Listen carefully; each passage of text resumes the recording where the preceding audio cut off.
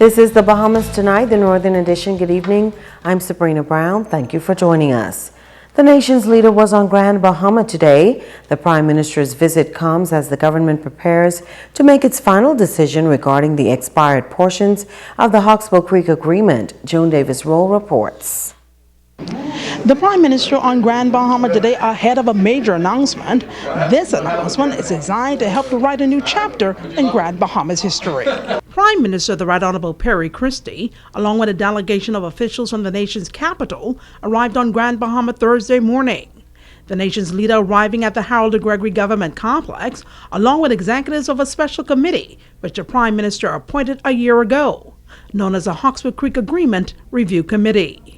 This special call meeting was held at the Ministry of Grand Bahama.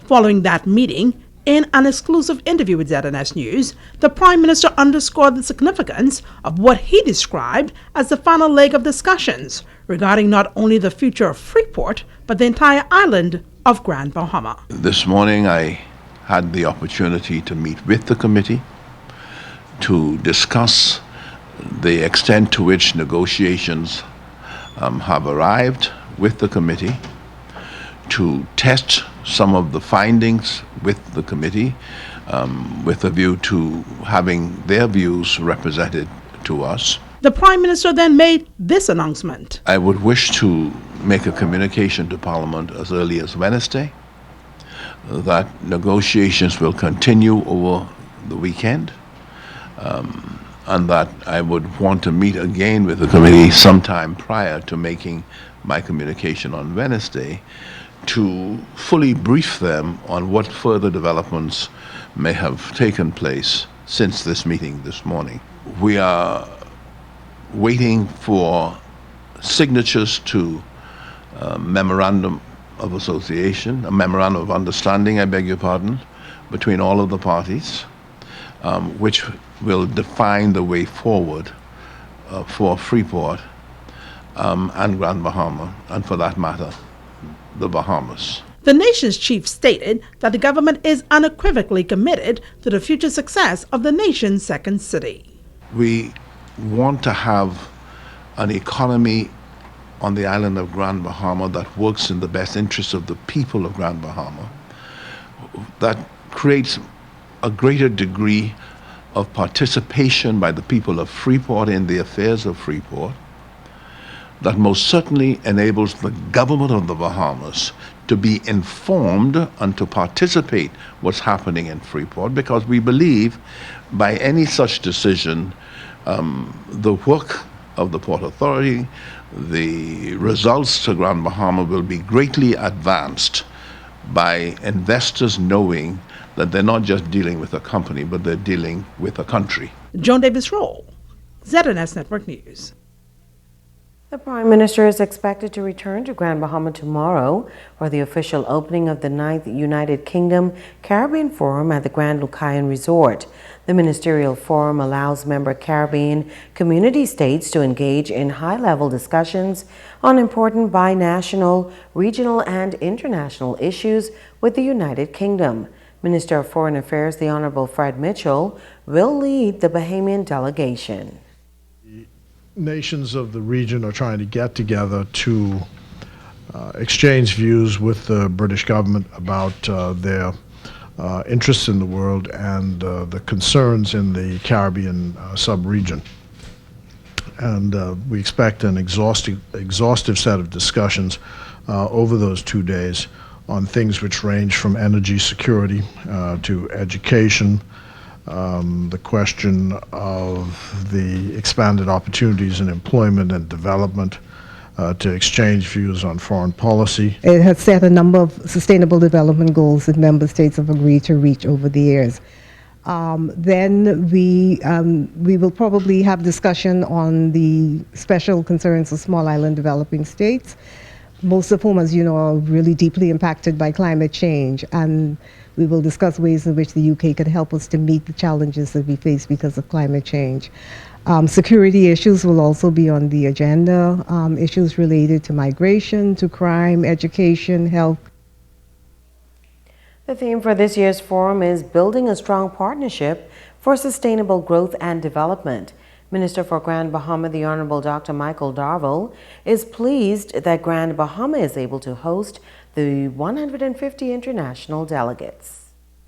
I'm excited about the economic impact that this conference will have on our local economy, and I'm thankful to the organizers of this event for choosing Grand Bahama again. Finally, I would like to thank the Honorable Minister and the entire team from the Ministry of Foreign Affairs for giving us in Grand Bahama another opportunity to demonstrate what Grand Bahama has to offer. And for all the residents of Grand Bahama, this is a very important conference forum that will definitely put Grand Bahama once again on international display. With time winding down for the gender equality referendum, the Constitutional Commission's educational team is now taking its message to the nation's youth, some who will be able to vote for the first time. Cleopatra Murphy spoke with some of them after a session held this morning at the Bahamas Technical and Vocational Institute. Students in the Fresh Start program heard about the 4 gender equality bills from the Constitutional Commission's educational team and say it was an eye-opener. 18-year-old Delaveau Wilson says he was confused about Bill 4 that will make it unconstitutional to discriminate on someone based on sex. Many have suggested it could open the door to gay marriage, which the Commission has denied. Wilson says he was also educated on how the bills impact him. They came in and they showed us it wasn't just for women, it was for both women and the men. It cleared up some of those rumors we had on the streets that just is like, if so and so happens, then this is gonna happen. But they cleared all that up for me, and they showed us that, but they're changing the bill for the better, and I really agree with it. 25-year-old Kadriana Roll says she now has clarity and intends to vote in favor of the 4 bills. She says it was beneficial to hear directly from the Commission. I was told that the referendum is basically about sex and gay marriages, and I'm glad that I was given this opportunity to be here to fully understand what it mainly was about, which is equality. And I think that's something that we need to recognize in the Bahamas. 18-year-old Franklin Forbes says he was skeptical of the bills, but now understands better. He says he did not know, for instance, that an unmarried man could not pass citizenship onto their children born to foreign women. Forbes feels that he is now better informed about the country's laws. I was actually surprised because I didn't really know stuff like that was going on in our system, so it was actually an eye-opener for me. And how they taught us the ways to go about it and the ways to handle it, and how they asked us the questions so that we could change it for our future. So yeah, it was pretty good. The young people say they feel the nation's youth should take the initiative to learn about the bills. The gender equality referendum is set for June 7th. Cleopatra Murphy, ZNS Network News.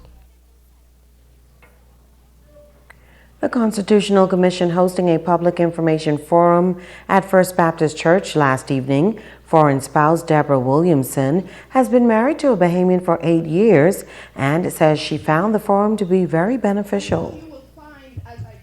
This forum was excellent. It gave me an opportunity to understand why it's taking so long for me to get citizenship from the Bahamas. Well, I don't have any doubt that I'll be approved. I'm just wondering by the time they get around to doing it, how important will it be to me?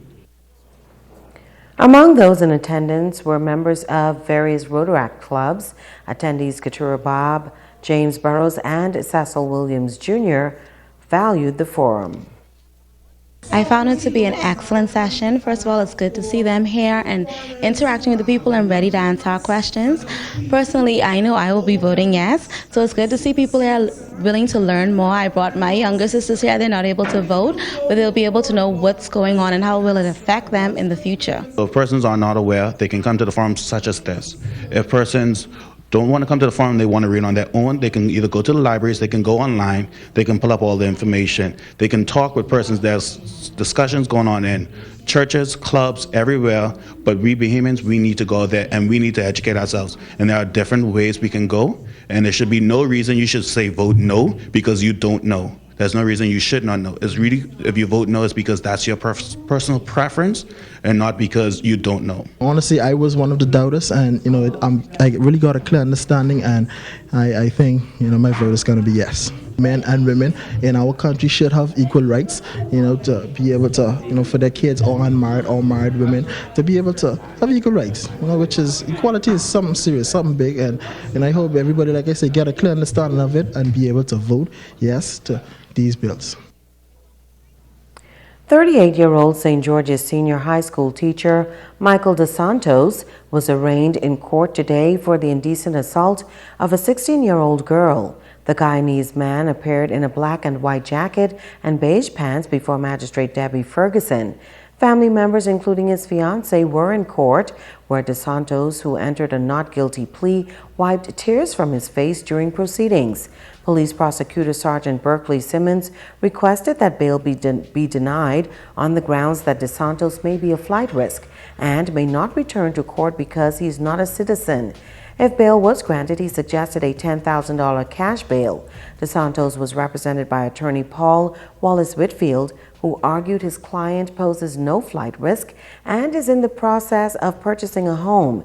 He also argued that the incident in which DeSantos was accused of inappropriate touching never happened, noting that his client, who has coached a woman and young girls football team for years, has never been accused in the past. Magistrate Ferguson set a $10,000 cash bail, and the accused must surrender his passport to police. DeSantos has 24 hours to pay the bail. He returns to court on August 26th at 10 a.m. Now, the offense is alleged to have taken place between April 13th and 22nd this year. Stay with us. There's more news after this.